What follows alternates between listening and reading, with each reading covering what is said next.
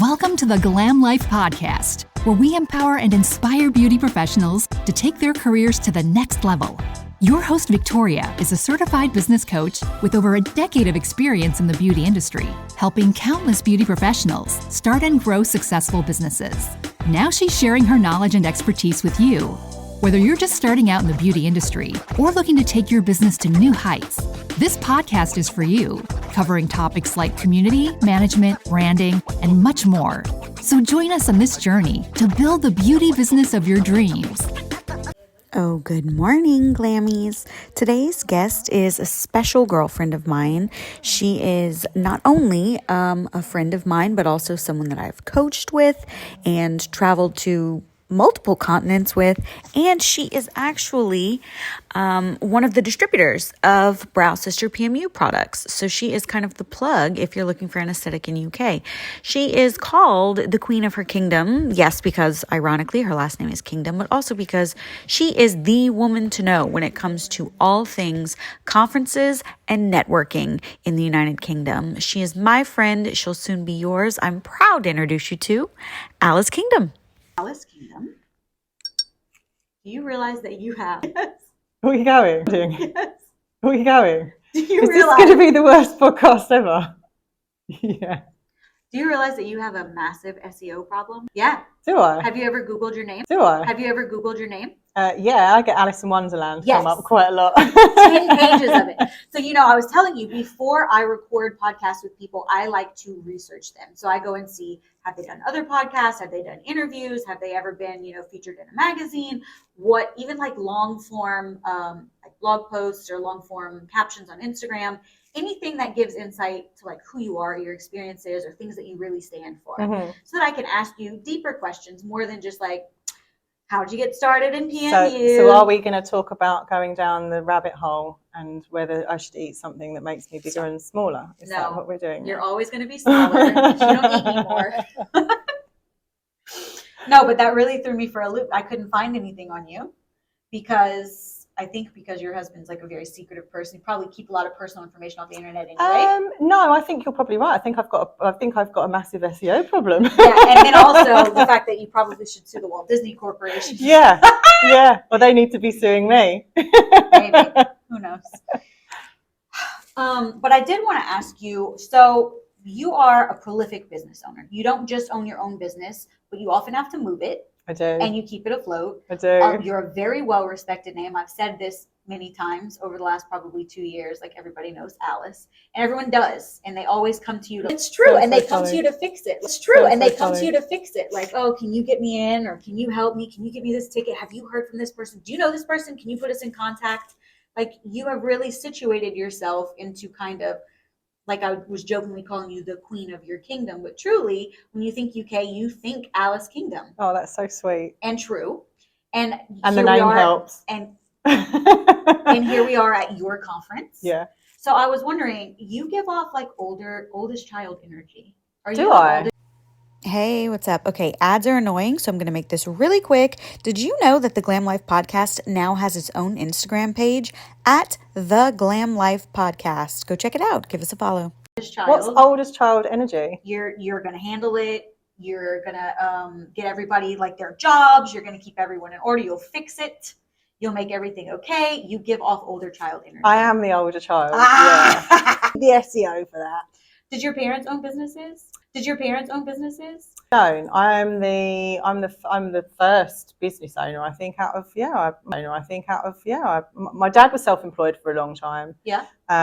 What did he do? He was a painter and decorator. Oh, really? Jasmine DeBelius' dad was a roofer. I didn't know. We used to joke that we go into business together, and his surname's Linus, so it would be Robert Allen Linus and daughter.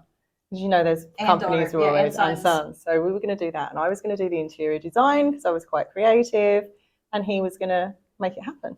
That's cute. But he was a one man with a paintbrush. That's how my husband does renovations. Yeah. He doesn't want to hire anybody. He doesn't want to talk to any homeowners. If he could just own the house, fix the house, and pay himself, he would do that. Yeah.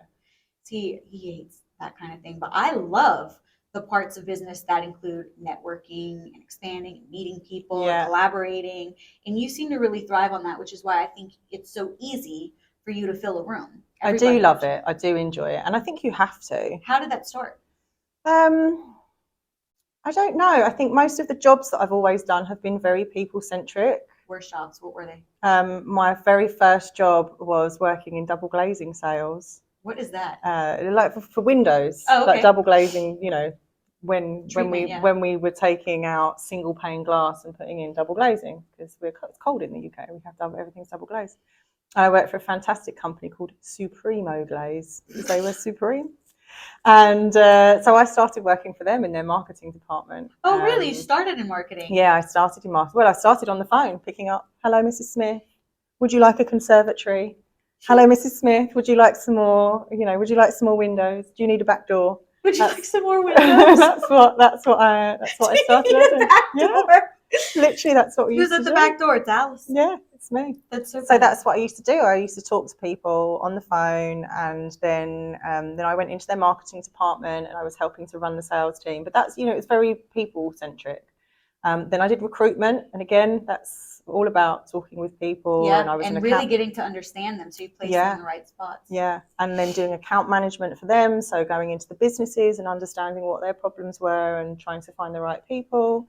Then I did some estate agency for a little while. I then got into finance, and I stayed in finance for a long time. Yeah. So doing financial advice.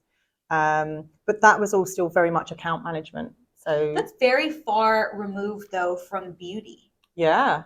How did that kind of evolve? So I love a beauty treatment. I'm not a particularly girly girl. I don't spend lots of time having my hair or my nails done or anything, but I've always liked those treats and those treatments. And I've always been really interested in kind of the science behind them. And I met a lady, I met another military wife who was running a kind of doing leg waxing in her bedroom. And we were talking about all these wonderful treatments to do with body toning and skin tightening and things. And she said, you can buy these machines, and maybe we should just buy one and we'll do the treatments on each other. Why not? And I went, that sounds like a great idea. Yeah, because you're fiscally responsible. So that's kind of what she did. She bought a machine. The machine came with training for 2 people. And she said, hey, do you want to come with me? Yeah. And that was my very first entrance into the beauty industry, was getting trained with a skin tightening machine. And then because of insurance and other bits and pieces, I added more courses and things onto there. And truly I thought it was going to be a bit of a hobby. Yeah. Thought it was going to be a hobby. Yeah, it's hard to leave a financially stable job for something you just decided to, on a whim, to pick up. Financial crash, it wasn't really financially stable anymore. Oh, okay. So this was like 2008, 9? Well, this was anymore. Oh, okay. So this was like 2008, 9? Well, this was a couple of years after that. But when I got pregnant with my son, I was on a contract, so I didn't have anything actually to go back to. So I had this kind of time, and I just really enjoyed setting up the website and doing all the bits back of house as well as the front of house bit. Yeah. And then when it's that oldest child in you. Yeah. I'll make it all organized. And I was literally doing treatments in my kitchen. That's what I started out doing. I had a separate area of my kitchen, which was all screened off and was made to look like a nice little clinic. And when you had people visit my house and have treatments. You weren't cooking? No, not at the same time. Have a spaghetti on the stove. Steve. Well, Steve was away. He was away in Afghanistan. By the way, how did you guys meet? We met through a mutual friend. He used to, I know a girl that he used to sit next to in maths, in their maths lessons. That's funny. In high school, my husband and I. Yeah, I remember you saying. He beat up met in high school, my husband and I. Yeah, I remember you saying. He beat up my boyfriend. Yeah. That's how we met. So cool. I love it. That's so funny. But so he's away a lot. He's away a lot. And you needed something to focus on, but then you had children. And then I had children. So eldest, that was really good. And I can remember getting this phone call from a woman, from like a local magazine. It was called Cardiff First, and it was like the Vogue magazine of Cardiff. This is like the Cardiff is the capital city of Wales. And she said, we've seen that you're doing this treatment and we think that you'd be really good in our magazine. Now, I know this now that this was a spiel to get me to pay for advertising. Right, but at the time it sounded But at the time it sounded amazing. And so I said to her, well, I'd love to be in this thing and I think I'd get business from it, but I don't have any time to do any more clients. And she said, wouldn't that be a nice problem to have? If you had so many clients, but you didn't have enough time, wouldn't that be a nice problem to have? And I can remember thinking, take my money, let's do it. And when I got pregnant with my daughter, I thought, well, I'll stop the advertising, I'll take a break. So that's what I did. I stopped advertising and the phone didn't stop ringing. The phone didn't stop ringing. The inquiries didn't stop coming in. And so at 36 weeks pregnant, I was employing staff and opening a salon. Oh my God.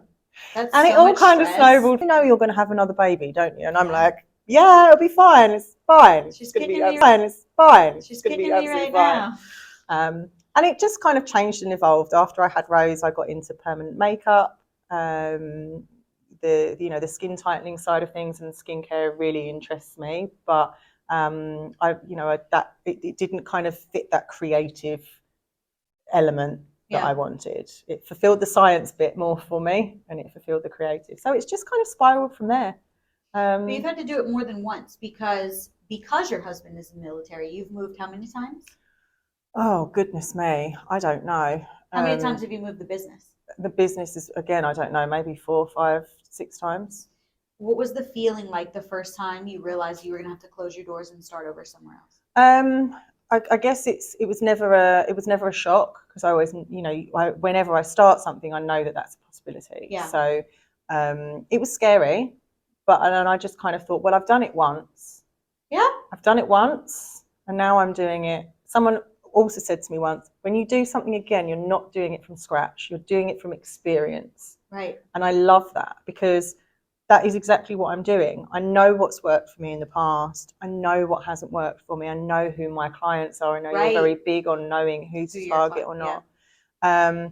And of course, now that I know that things will move and change. So now to protect, I suppose, my business, things like conference are more important. Things like the online training that I do, things like the distributorship of pigments and things. How did you move? Filter into that. How did you move from, obviously you were a natural at getting clients. I mean, you couldn't stop getting clients even when you wanted to. How did you move into getting students and knowing you were ready to train? I was asked to be a trainer. So I originally trained with a company called Everlasting Brows, who have been they're just amazing. Amazing products, amazing people, so ethical. I honestly would not be where I am without their initial support. And are they coming to the conference? They should be coming to dinner tonight. Nice. 2 of them. Yeah. A couple of them live out of the country. They're probably so proud of you. Oh, hopefully. I think so. They've especially become since really they good picked friends. You out of a crowd. They handpicked you. And but I was that annoying student that said, right, you've trained me in this. What else can I do? Yeah. What else can I do? So I kept coming back.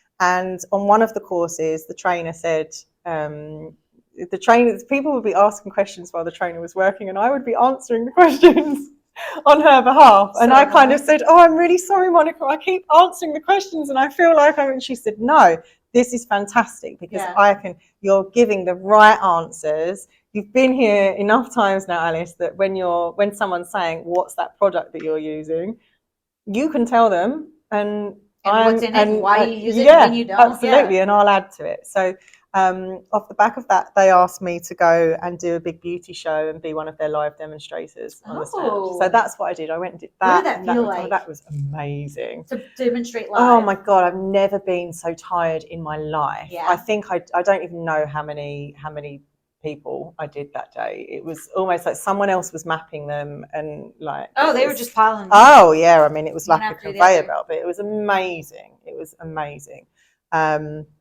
So we did 2 days of that, and then at the dinner afterwards, when we were all just having a chill out, they said to me, "Have you got your teaching qualifications?" And I said, "No, I haven't. Never even thought about it." She said, "Well, you're going to have to go and get them because we want you to train for us." And that was where that started.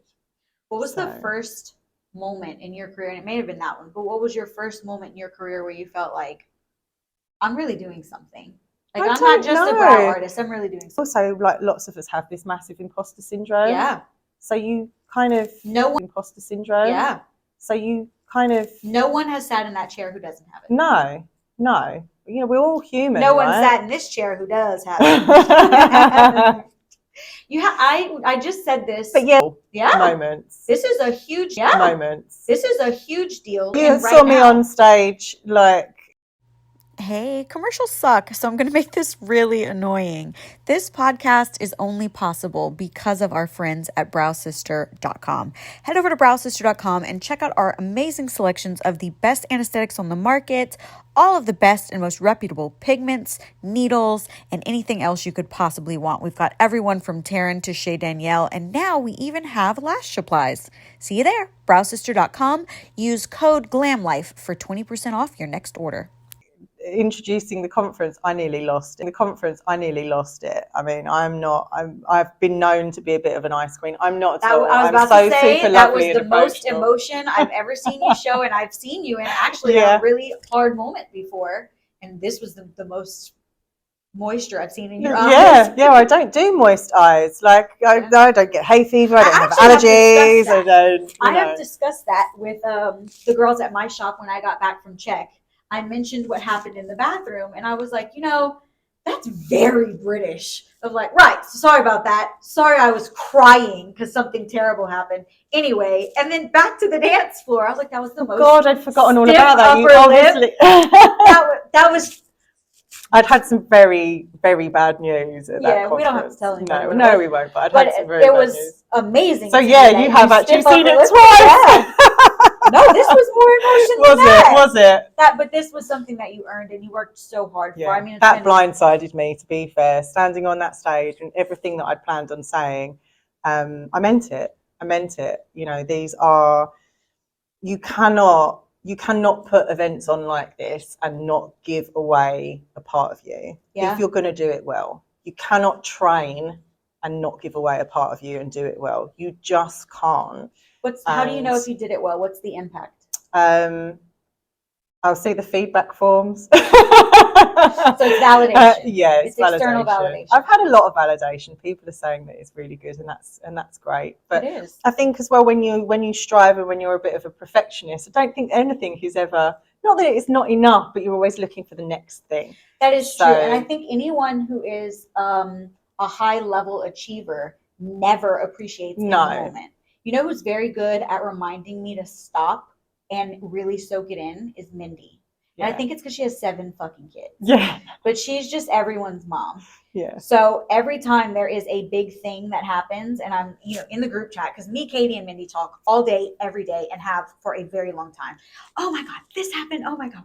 Like I just closed on an 1.5 acres on the river in our town, which has been my dream since I knew what a river was. I saw. And she messaged me and said, take a deep breath, stop what you're doing, open the camera and video your kids running on this land before you put a house on it.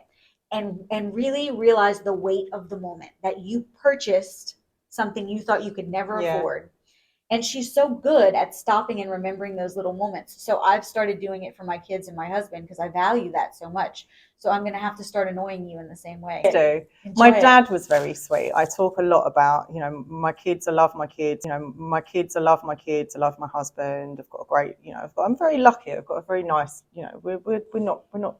we're comfortable financially. We're not huge earners, but we do okay. We've got a lot more than a lot of other people have. So I talk about my life with my dad a lot, but because my business and what I do is such an integral part of me too. Yeah. I think I talk a lot to him about eyebrows and permanent makeup, and he just doesn't really get it at all. But he was so sweet. He sent a card last week. And I actually thought it was a card for my son's birthday on Thursday. And it was a card in a coloured envelope. So when it arrived through the post, I just put it with the other coloured cards and didn't look. And my son opened it on his when he had an early birthday, because we were going to be here. He opened the card and he said, "This card says good luck." I don't understand. How old is he turning now? He's 12. He's like, "This card says good luck." And And it was from my dad. My dad had sent me this card. That's so sweet. Dad had sent me this card. That's so sweet. Saying, you know, he's got to be I so know proud. how hard you've worked, and you know, I know how important it is to you, and good luck. And you know, take a moment to remember. Yeah. You know, take a beat, look around, and really look at what you've done. Look at what you've built. That's amazing. And I don't know who it was that said it, but I can remember someone saying, like, you're, at the end of your life, you'll never wish that you did another set of eyebrows. Right. You'll never wish that you opened another business or went to another meeting or did another Zoom call or went to another conference. You will want to have made sure that you've spent that time with your friends and your family and the people that you love. Right. And so it is a balance, especially when you love your job. It becomes really difficult. Because you had young children while you were building a business. A lot of people have that same story. Yeah. I got pregnant. I found out I was pregnant a week after my initial microblading training. I was pissed. Yeah. I was so pissed because my husband totally plotted that. He planned that on me. But you are in the unique position of having done something I don't know anyone else who has done, because I'm from the States where your kids go to boarding school. They do. So actually you have bought yourself quite a bit of time to focus on things. Absolutely. And then you know when that deadline is. You know when they're coming home for the weekend or a holiday. So this last 2 years has been, I have the best of both worlds. Yeah. I have the best of both worlds. Because my husband's in the military, there is a scheme in the UK that because we move around so often, for continuity of their education, they go to boarding school. And boarding schools, for anyone that's watching, I love my children. They're not big grey boxes that you just send your kids off to and you only see them at Christmas. We speak to them every day. In the US, that is what we do. If you go to boarding school, it's because you were too bad for anybody around you to take care of you. Yeah, and this is lovely. They're in like the house looks like Hogwarts in acres and acres of beautiful countryside, and they play lots of sports and they swim and they absolutely adore it. But and they come home every weekend. Yeah. But it means that Monday night, Tuesday night, Wednesday night, Thursday night, I'm not having to help brush teeth, to homework, fight, argue. Yeah. You have time to. And that's given me freedom. It means that I can fly to Czech, as long as it's only for those 4 days. Yeah. It's a bit more complicated. If anyone ever wants me to do anything on a Tuesday, Wednesday, Thursday, I am in. I am in. Those are like my days. You're also one of the hardest partiers. I don't know anybody else who fell off a horse, stood up, fixed their dress, and said, "Right, I need a shot." I don't know. It wasn't a real horse. I don't know if that makes it worse. It matters. But it wasn't even moving. My favorite. Alice fell off a horse, and right before she did, what do you call it when you side saddle ride? Just side saddle, isn't it? You called it something else in the video. Did I? Doesn't matter. She was riding regular, and then she said, "Right, side saddle now." She said, "This is easy for me." Swung her back and fell off the horse. The thing is, when we first saw the horse on the first day, I can remember saying, "I'm going to end up on that horse," and everyone's like, "No, you won't." I'm like, "I will. It's going to happen. I know myself too well that is what's going to happen." And by the way, those little moments, while they're really funny to us, and it was a bonding moment for everyone, that we had all these funny little moments during that convention. Every time we get together, we talk about something that happened at this conference or that conference. That is truly how the people that you wonder, like, oh yeah, well, they're all a little clique. They all do collaborations together. They do products together. They sell for each other. That's how they know each other. Yeah. This is where relationships are made. If you're not going to conferences, DMing somebody back and forth a couple times a week is not nearly the same as spending 3 days watching Alice Kingdom attempt to refrain from getting on the horse. Raka take the winners stage in the winners circle after we unbolted a gate and went into an area that we shouldn't have been in. Or get arrested in Frankfurt, Germany. Yes. Being very important in the horsing world. Yes, absolutely. All these little inside jokes are kind of annoying when you're on the outside, but I'm telling you, you'll have to DM Victoria and see what she's talking about. I'm not going to tell you. You have no idea what you're missing going to conferences. When I started coming to my first conference, you were there. It was AAM in February of this year. This is your first conference? I didn't know that. Okay. Because prior to COVID, I was signed up for our PMU summit, but of course that didn't happen. But that was the first time I'd ever even heard of them. And then it was COVID lockdown. And then when the very first one came up, I was asked to speak because I had, spent that last 2 years really kind of building relationships and building myself up as an educator. So I said, yeah, no brainer. Of course, I'll come to LA, I'll speak. And I do not ever get nervous or uncomfortable about things. I don't get embarrassed, nothing. Yeah. So that was fine for me. I didn't even think about it twice. But then when I got there, I realized this is so much more than me traveling here and speaking and like hoping to get some leads for a class. Oh yeah. Way more. Like, you've not messaged me, and I'm like, I've not had time. I'm so busy chatting and learning, and I have to remind myself to stop and take a photo sometimes because there's so much going on. You can, like, if you plan ahead, you can get some friends from the conference and have some downtime scheduled and go see the place that you're in, which is nice. Which like, is we great. Went to Carl Viveri, and yesterday, what day is it? Oh no, we went all through Covent Garden. Yeah. So we still got to do some sightseeing and some travel, which is nice. And I think that's the allure, the glam, the glitz of traveling. Yeah. But truthfully, my business has grown more from meeting people and being in the room when business is actually happening than in 3 years of trying to do it via And DM. sometimes I think that a single artist, if you're watching this and you're thinking, I'm not a trainer, I don't have a product, I'm not that person, what does it give me? It doesn't matter, because you will still grow your personal business as an artist and as a business person or on a personal level just by being in the room with the people that get you. Yeah. And by the way, that's when the doors open for you. If you want those things, you want to be a trainer. Yeah. Look, your relationship with Everlasting is how you became a trainer. Absolutely. If you don't have those relationships with people, you're not going to elevate. You're going to be guessing your way through it or paying a lot. Like, there are people who pay for coaching so that they can learn how to do things, but they're probably going to overpay when they could have bought a $1,200 ticket. What was this conference? Which one? This one that we're at.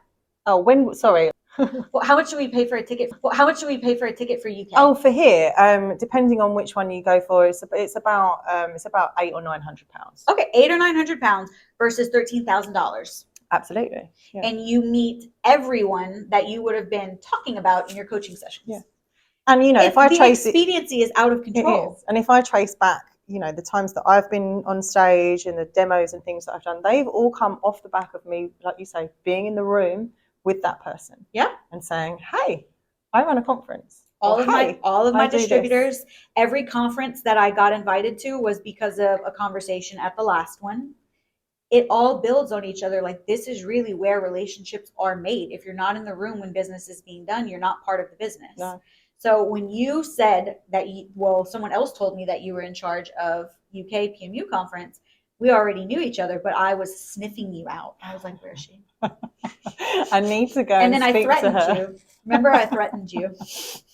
I don't remember, so it can't have been a nasty threat. I said, I want to speak at the UK PMU conference, and you blew me off. You said, well, I don't know, everyone wants to, and we're kind of full right now. And I said, okay, I'm speaking tomorrow at 2:00. I want you to come in the room and sit front row, which you did not, but that's what I asked. I did come and sit in. But not front row. No, I said not front row. And when I get off that stage, you will have to have me at your conference. So it was a vague threat, a veiled threat. And then afterwards, I was actually really, I was having the moment that you had earlier.